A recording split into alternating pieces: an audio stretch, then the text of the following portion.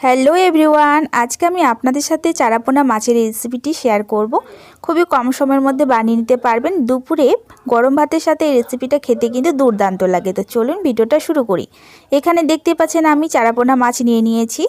তারপরে এখানে আমাদেরকে একে একে সব উপকরণ দিয়ে দিতে হবে। প্রথমে এখানে আমরা লবণ আর হলুদ দিয়ে মাছগুলোকে ভালো করে মাখিয়ে নেব। তো এখানে আমাদেরকে স্বাদ মতো লবণ দিয়ে দিতে হবে। এরপরে আমাদেরকে এখানে হাফ চামচ দিয়ে দিতে হবে হলুদ গুঁড়ো। এইভাবে দেওয়ার পরে আমাদেরকে মাছগুলোকে ভালো করে লবণ আর হলুদের সাথে মাখিয়ে নিতে হবে। যতক্ষণ এখানে আমরা মাছগুলো হলুদ আর লবণ দিয়ে ভালো করে মাখিয়ে নেব, তার মধ্যে এখানে আমরা গ্যাসটা অন করে দিয়ে কড়াইটা গরম করতে দেব। তো দেখুন এখানে আমি মাছগুলো ভালো করে লবণ আর হলুদ দিয়ে মাখিয়ে নিয়েছি।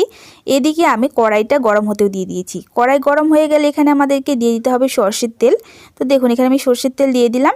তারপর এখানে আমাদেরকে ভালো করে তেলটা গরম করে নিতে হবে।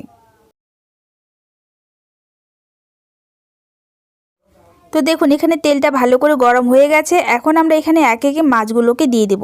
তো এখানে প্রথমে আমি 4টে মাছ ভেজে নেব ভালো করে। তারপরে আমাদেরকে বাকি মাছগুলো ভাজে নিতে হবে। তো এভাবে এক পিঠ ভালো করে ভেজে নেওয়ার পরে আমাদেরকে মাছগুলো উল্টে দিতে হবে। উল্টে ভালো করে আবারও অপর পিঠটা আমাদেরকে ভালো করে ভেজে নিতে হবে। তো দেখুন এক সাইডে ভালো করে কিন্তু ভাজা হয়ে গেছে। এরপরে আমাদেরকে মাছগুলোকে উল্টে পাল্টে দিয়ে আরেক পিঠ ভালো করে ভেজে নিতে হবে।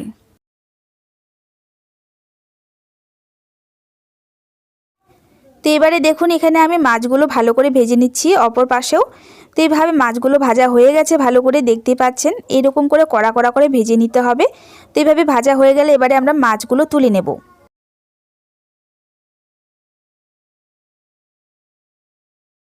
তো এইভাবে মাছগুলো তুলে নিলাম। এবারে আমাদেরকে আরও যে মাছগুলো ছিল ওই মাছগুলোকে আমাদেরকে কড়াইয়ের মধ্যে দিয়ে ভালো করে ভেজে নিতে হবে। তো এইভাবে সব মাছগুলো আমি আবারও দিয়ে দিচ্ছি কড়াইয়ের মধ্যে, তারপরে ভালো করে ভেজে নিতে হবে। তো মাছগুলো ভেজে নিয়েছি। এরপরে আমাদেরকে কড়াইয়ের মধ্যে আবারও তেল দিয়ে দিতে হবে। এভাবে তেলটা ভালো করে গরম হয়ে গেলে এর মধ্যে দিয়ে দিব আমরা কালো জিরে। সামান্য এখানে কালো জিরে দিয়ে দিলাম ফোড়নে। তারপরে এখানে আমাদেরকে দিয়ে দিতে হবে কাঁচা লঙ্কা। তো এখানে আমি কাঁচা লঙ্কাগুলো দিয়ে দিলাম। আপনারা ঝাল অনুসারে এখানে দিয়ে দিবেন। আপনারা যতটা ঝাল খেতে চান সেই হিসেবে কিন্তু কাঁচা লঙ্কাটা ব্যবহার করবেন। এরপরে দেখুন এখানে আমি রসুন বাটা আর পেঁয়াজ বাটা দিয়ে দিলাম। এই পর্যায়ে আমরা গ্যাসের ফ্লেমটাকে মিডিয়ামভাবে রেখে দেখুন এখানে সবগুলো উপকরণ আমাদেরকে ভালো করে এভাবে মিশিয়ে নিতে হবে। এরপরে একে একে আমাদেরকে হলুদ গুঁড়ো লবণ এগুলো দিয়ে দিতে হবে। তো দেখুন সবার প্রথমে এখানে আমি দিয়ে দিব লবণ। তো লবণ এখানে আপনারা স্বাদ মতো দিয়ে দিবেন। তো এখানে আমি 1 চামচের মতো লবণ দিয়ে দিলাম। এরপরে দিয়ে দিলাম এখানে আমি হাফ চামচের একটু কম হলুদ গুঁড়ো। তারপরে এখানে আমি দিয়ে দিচ্ছি হাফ চামচের একটু কম এখানে জিরে গুঁড়ো দিয়ে দিলাম। এরপরে আমি লঙ্কার গুঁড়ো দিয়ে দিচ্ছি, লাল লঙ্কার গুঁড়ো 1 চামচের মতো। তো এইভাবে একটা কালার আসার জন্য কিন্তু আমি শুকনো লঙ্কার গুঁড়োটা ব্যবহার করছি। এরপরে দেখুন আমাদেরকে সবগুলো উপকরণ আবারও ভালো করে এইভাবে মিশিয়ে নিতে হবে। এখানে কিন্তু আমাদের গ্যাসের ফ্লেমটা একটু লো করে রাখতে হবে, যাতে এখানে আমাদের মশলাগুলো পুড়ে না যায়। এর মধ্যে সামান্য এভাবে জল দিয়ে দেব মশলাটাকে ভালো করে ভেজে নেওয়ার জন্য। তো এইভাবে সম্পূর্ণ মশলাটাকে এইভাবে আমরা মিশিয়ে নেব।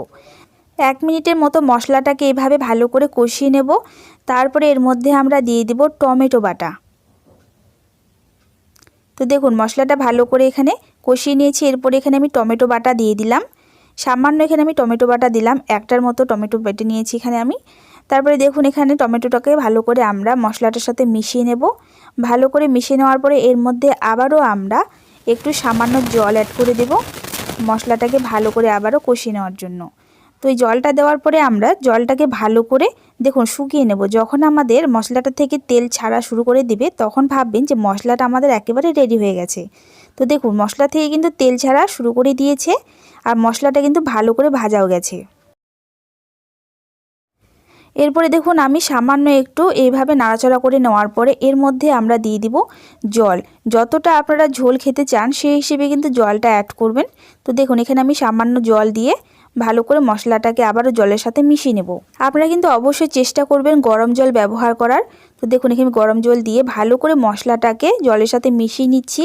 এরপরে আমরা 4 থেকে 5 মিনিটের মতো ভালো করে জলটাকে ফুটিয়ে নেব। যখন আমাদের ঝোলটা ভালো করে ফুটে যাবে তখন আমাদেরকে ভেজে রাখা মাছগুলো একে একে দিয়ে দিতে হবে। তো দেখুন এখানে কিন্তু ঝোলটা ভালো করে ফুটে গেছে। এরপরে আমি এখানে একে একে সবগুলোই ভেজে রাখা মাছ দিয়ে দিচ্ছি। তো এইভাবে সবগুলোই মাছ দিয়ে দেওয়ার পরে মাছগুলোকে একটু হালকা নাড়াচাড়া করে নিতে হবে। তারপরে আমাদেরকে আবারও 2 মিনিটের মতো মাছটাকে ভালো করে ঝোলের সাথে মিশিয়ে নিতে হবে। তো আবারও আমি ভালো করে মাছটাকে 2 মিনিটের মতো রান্না করে নিয়েছি। তো রান্নার পরে দেখতে পাচ্ছেন কতটা টেস্টি মনে হচ্ছে, খেতে কিন্তু অনেকটাই দুর্দান্ত লেগেছে। আপনারা অবশ্যই বাড়িতে ট্রাই করতে পারেন। ভিডিওটা আপনাদের ভালো লেগে থাকলে লাইক কমেন্ট শেয়ার করে দেবেন। চ্যানেলে আমার নতুন হয়ে থাকলে চ্যানেলটিকে সাবস্ক্রাইব করে দেবেন। দেখা হচ্ছে আবার একটা নতুন